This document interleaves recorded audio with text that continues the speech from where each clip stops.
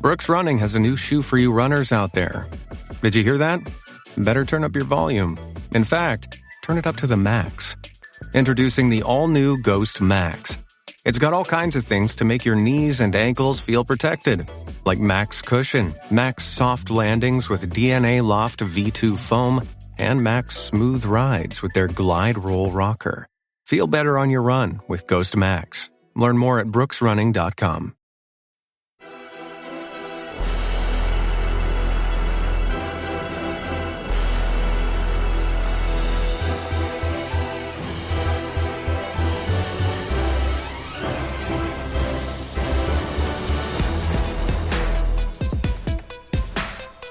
American soccer fans, welcome to episode 107 of the USA Soccer Cast. We're bringing you everything about the U.S. national teams, the players, the leagues, and everything else that impacts the game of soccer in these United States. I'm Donald Wine. It's May 17th, 2023, and we have some stories to catch up on, including a couple of big news items that happened yesterday. And we're going to start with the biggest story, and that is Folarin Balogun is now a United States men's national team player. How about that? I'm so excited. I know a lot of you out there were excited about this news. It just absolutely was a wave of electricity throughout U.S. soccer Twitter, and for good reason. I mean, FIFA approved this one-time switch yesterday to represent the United States in international play. This kid is electric. Straight up. 21 years old, 19 goals in 34 league matches this year for Ron's fifth in League One. He's on loan from Arsenal and just has a knack for having some really, really nice goals. He looks great in a uniform, in the United States national team uniform. We saw some of the videos yesterday about how he's coming to, help out the team in whatever way possible, including beginning next month with the Nations League and with the Gold Cup. It seems like he is going to be called in for at least the Nations League. But this, you got to love this announcement. It's something that people have been clamoring for a long time. If you remember back in March, Balogun went to Orlando for vacation. And during that time, the United States men's national team was in Orlando for training for the Nations League games that they had against Grenada, and then in Orlando against El Salvador. So from there, he got to know the team. He did kind of the circuit, went to the, Magic game, and we saw him at the, Yankee spring training and just kind of, all over Florida. And from there, it seemed like the team was trying to get him to, not only learn about the program, but learn about the culture of the program. And I got to credit a few people in this. Anthony Hudson, Greg Berhalter before him, the coaching staff, the players, they laid out the groundwork of how to recruit these dual national players and make them feel comfortable while experiencing the environment of the team. They get to ask questions. They get to know the players. They get to know the coaching staff. They get to understand. And we know that Anthony Hudson is right now a caretaker manager of sorts.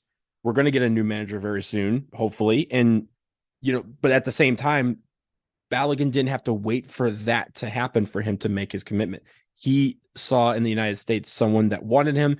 He credited the fans for rolling out the welcome wagon and welcoming him and really, showing that we want him on the national team with all the comments, and even the players were responding with a lot of USA flag emojis and a lot of his tweets and a lot of his Instagram posts. But I think the main thing is this: we have a knack right now for recruiting very well, and I think Balogun is just the latest example of this. If you think about it, we've had before that is Yunus Musa. We had Timothy Tillman last week just committed follow one-time switch. We also had Tyler Boyd back in the day. We've had Serginho Dest. We've had a lot of great hits in the last couple of years of just outdueling the other national teams for our dual nationals. And this is not in the sense where Jurgen Klinsmann went and brought in a bunch of German Americans. We're going all over the place to try and find talent that can help our national team and increase our player pool. Balogun is going to add directly to that. I think he's going to be a guy that can feature heavily in the Nations League. He may not start in that first game against Mexico, but I expect to see him on the field against Mexico. And then if he's able to stay for the Gold Cup, mind you, the Gold Cup is 6 days after the Nations League. And if he's able to stay for that, I think he's going to thrive. He could be a guy who can start a couple of games, come off the bench in every game that you want him to, and play in every game you want him to, and score a lot of goals in the Gold Cup and really help this team as they seek to defend both titles in the next month and a half. So this is a really big get for the United States. For Balogun, it's a great big get because now there's still a little bit of question about where he's going to end up next season. As I mentioned, he's at Reims right now.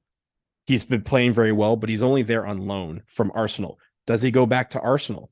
Keep in mind, Arsenal has an American tour that's coming to the United States right after the Gold Cup is done. So he could just stay in the United States and factor in well with that team.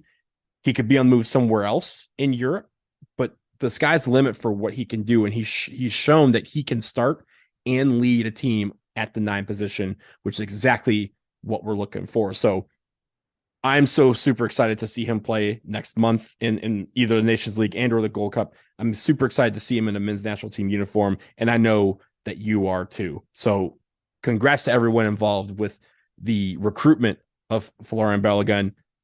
Flo is a United States player, and that just makes me super, super happy.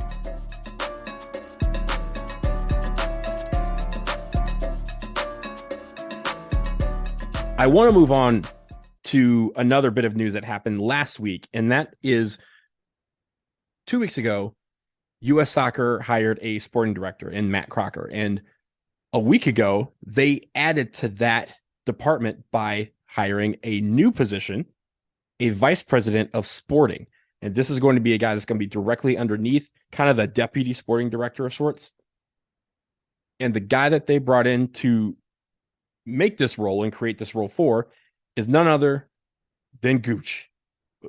Oguchi Onyewu. He will be the vice president of sporting for U.S. Soccer. This is a great, great grab, I think, for the Federation. Not only is Gooch is a legend, we all know the stare down with Borghetti. We know he was a long-time, two-time World Cup veteran. He was in the national team for a long time, played in Europe, played in Major League Soccer, is just generally well-loved by everybody. But after that, he even got into the sporting side of things in his post-playing career. He was the sporting director for Orlando City B in 2018. And then in 2018, he moved to Belgium, where he became the Secretary General of Royal Excelsior Virton. This is a guy who has some experience. It feels like he was one of the finalists, or at least a guy who was heavily involved in the search for a sporting director.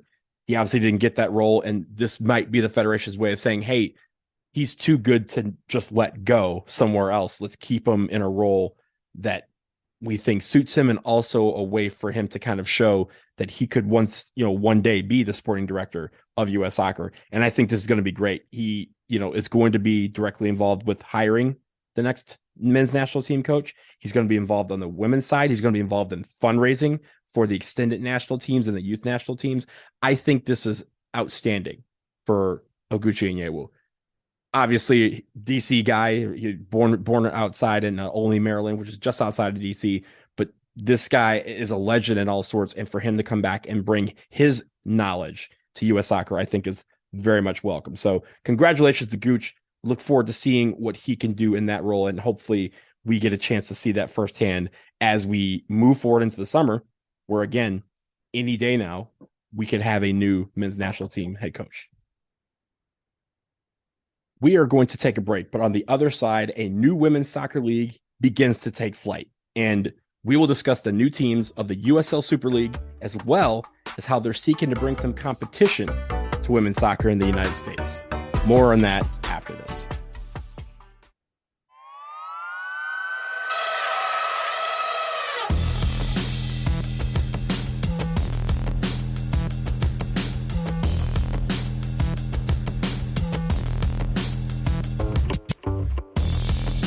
We are back, and we are shifting focus to the women's side of things, the women's soccer in general in the United States. And there is a new league that is starting next summer here in the United States. It's the USL Super League. And yesterday they announced the teams that are going to be a part of that initial first season of the league when it debuts in August. Those teams are going to be in Charlotte, Dallas-Fort Worth, Lexington, Kentucky, Phoenix, Spokane, Washington, Tampa Bay, Tucson, Arizona, and Washington, D.C.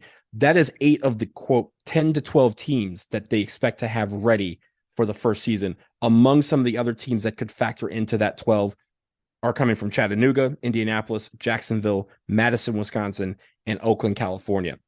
Some of those teams will come in 2024, and others are looking forward to coming into the league in future seasons. I think this is great. The USL Super League is going to be yet another league that will help, again, bring more women's soccer to a lot of different cities. I think, however, there's a couple of things that have made it where they are actually trying to directly compete with the NWSL. The first part is that they are going for a fall to spring schedule. They're starting in August 2024. They're going to go into the spring, mainly aligning with the European schedule. And we've had this debate up and down the block here in the United States about whether a traditional European schedule would work here in the United States. I'm here to tell you, good luck with that. Good luck with that, because as we've seen, climate change is not changing anytime soon. The summers are hotter. The winters are colder. Colder winters are coming sooner. A lot of the fall is filled with just desperate and dangerous weather all up and down the United States. And I will tell you, I don't know if any of you have been to Charlotte in the wintertime, but it can get cold. I don't know if any of you have been to Washington State in the wintertime, but it's going to be cold. In November, Tampa, even DC, you could run into, and Charlotte, you can run into hurricanes. We've had a lot more hurricanes in previous years as well. There's a lot going on. Tucson, Phoenix, they get super hot. I don't know if you know this, but they can get super hot in spring. I was just there in April. It was 98 degrees the day before we got there. So let's not act like it's going to be perfect weather for these cities all, throughout this fall to winter season or fall to spring season. But that's really not the biggest crux of this. There's also other ways they're going to be competing. They're not going to have a draft. They're going to not have salary caps. There's a lot of ways they're trying to compete with NWSL, but the biggest one, and the one that's raising the most questions, is this.